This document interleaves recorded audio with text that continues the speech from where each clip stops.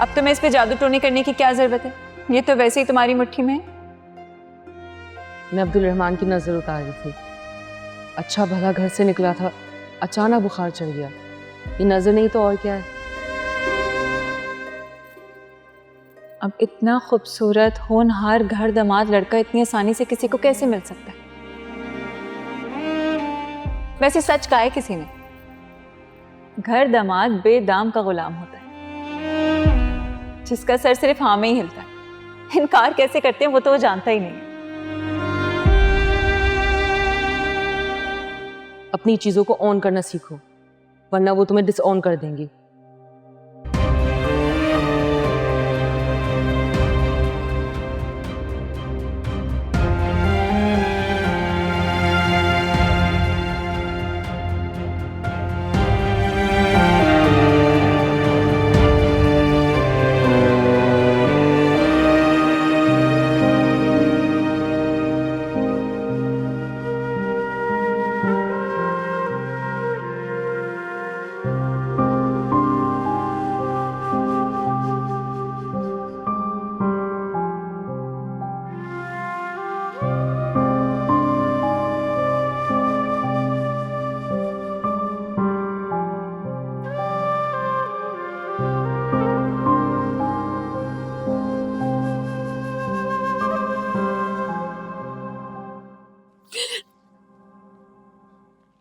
डर गई?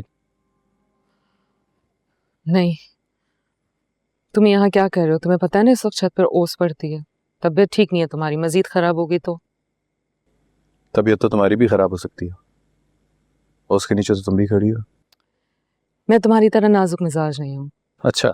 हाँ, अम्मी बताती है मुझे, बचपन से मैं लक्कड़ पत्थर हजम लड़की थी। और तुमने हमेशा नाज बर्दारियां उठवाई हैं। अम्मा के पास से ही आ रहा हूँ। वहाँ तुम नहीं थी तो देखने आ गया कि कहाँ चली गई। वैसे यहाँ कर क्या रही हो तुम? वक्त काटने की कोशिश करें जो कि काटे नहीं कट रहा। तुम कमरे से बाहर कर देते हो, अपने कमरे में जा नहीं सकती मैं, बाहर बैठ नहीं सकती। सुग्रामा दिख लेंगी तो अम्मी को बता देंगी। अब एक यही गोश आफिया है मेरे पास। यहाँ बैठने से मत मना करना मुझे, वरना दुनिया छोड़ के जानी पड़ जाएगी।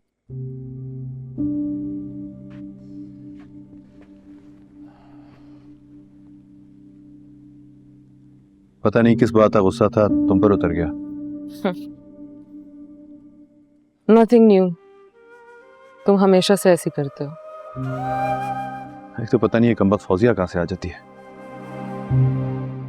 हमेशा से आ रही है, दोस्त है मेरी। दोस्त? वो किसी की दोस्त नहीं हो सकती, दूर रहो उससे। चिढ़ क्यों रहे हो? कहीं फिर इजहार मोहब्बत तो नहीं करेगी वो? तुम्हें डर नहीं लगता कि तुम्हारे शौहर पे कोई और डोरे डाल रहा? नहीं, मुझे तुम पे यकीन है। तुम उसे पसंद नहीं करते। और अगर वो मुझे पसंद आ गई तो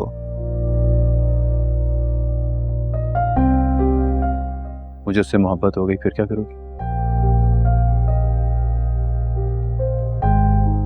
तब की तब देखी जाएगी।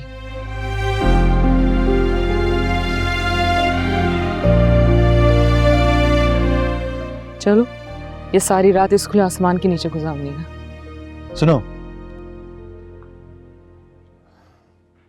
पैकिंग कर लो। मैं सोच रहा था कि कल नथिया गली चलें। काफी दिन हो गए बाबा के गेस्ट हाउस को भी नहीं देखा।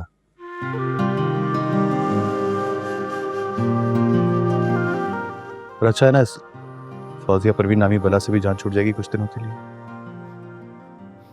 बहुत खराब हो तुम। जाता।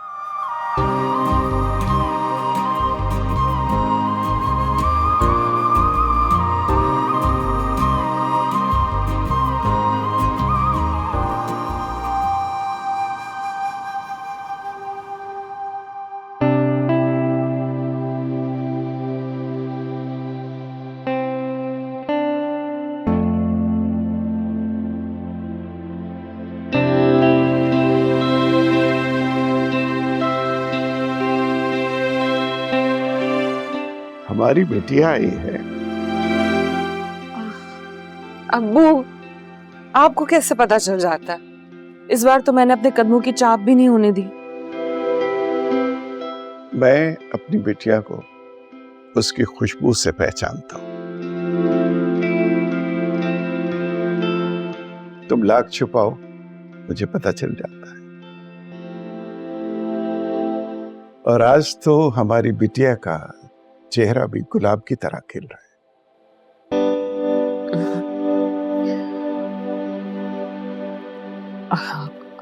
अब्बू, मैं और अब्दुल रहमान नथिया गली जा रहे हैं घूमने। अरे वाह, माशाल्लाह, बहुत खूब। अब्बू, आप और अम्मी भी हमारे साथ चले ना। और अरे बेटा, हम बुड्ढा बुड्ढी को तुम इस मुशक्कत से दूर ही रखो। हम घर पे ठीक है, तुम लोग एंजॉय करो। ऐसा है कि तुम्हारे अकाउंट में मैं पैसे ट्रांसफर कर दूंगा, खूब एंजॉय करना। अब्बू, अगर आप ये पैसे अब्दुल रहमान के अकाउंट में ट्रांसफर करवा दें तो? तुम उसकी फिक्र मत करो बेटा, मेरा और उसका हिसाब अलग है। उसने आज तक कभी मुझसे कोई पैसा नहीं मांगा, लेकिन मैंने उसके अकाउंट में कभी पैसे खत्म नहीं होने दिए। काफी अमाउंट है उसके अकाउंट में, लेकिन मैं और ट्रांसफर कर दूंगा। शुक्रिया अब्बू। अरे बेटा, शुक्रिया की कौन सी बात है? ये जो सब कुछ है, ये सब तुम दोनों का है। मैं और तुम्हारी माँ तो चौकीदार है, असल मालिक तो आप लोग हो।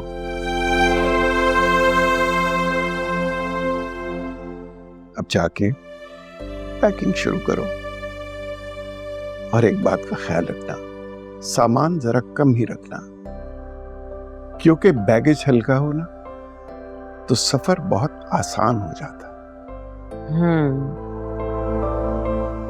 मैं अपना अब्दुल रहमान का सामान एक ही सूटकेस में पैक कर दूंगी अब्बू। मेरा बच्चा।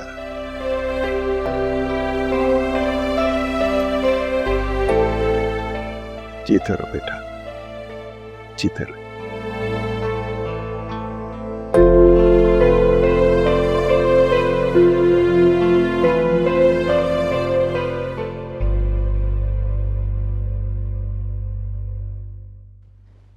हाय अल्लाह बाजी, कसम से ये जरूर रख लें, इसको पहनकर तो इतनी खूबसूरत लगेंगी ना आप।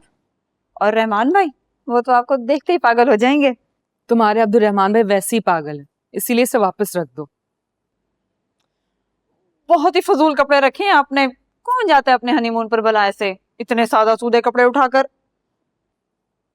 मैं तो ऐसे सादे कपड़े पहनती हूँ, चमचम कपड़े कौन पहनता है? जब मेरी शादी होगी ना, तो मैं सारे अपने काम वाले कपड़े पहनकर रोज समंदर के किनारे गोलगप्पे खाने जाया करूंगी। आए माँ, क्यों भाई, बड़ी हंसी आ रही है तुम्हें? ऐसा कौन सा लतीफा सुन लिया, मुझे भी तो पता चले। बाजी से मत बताइएगा अपने जाने का, नजर लगा देगी। मैं खुद ही बता दूंगी आपके जाने के बाद। अरे क्या काना फूसी कर रही है ये? वैसे आयमा बहुत ही बदतमीज मुलाजमा है तुम्हारी। मेरी ऐसी मुलाजमा होती ना तो मैं उसे टाइमिंग्स में रखती। टाइमिंग्स? ये क्या होता है भाई? वही तो मैं सोच रही थी, क्या होता है ये?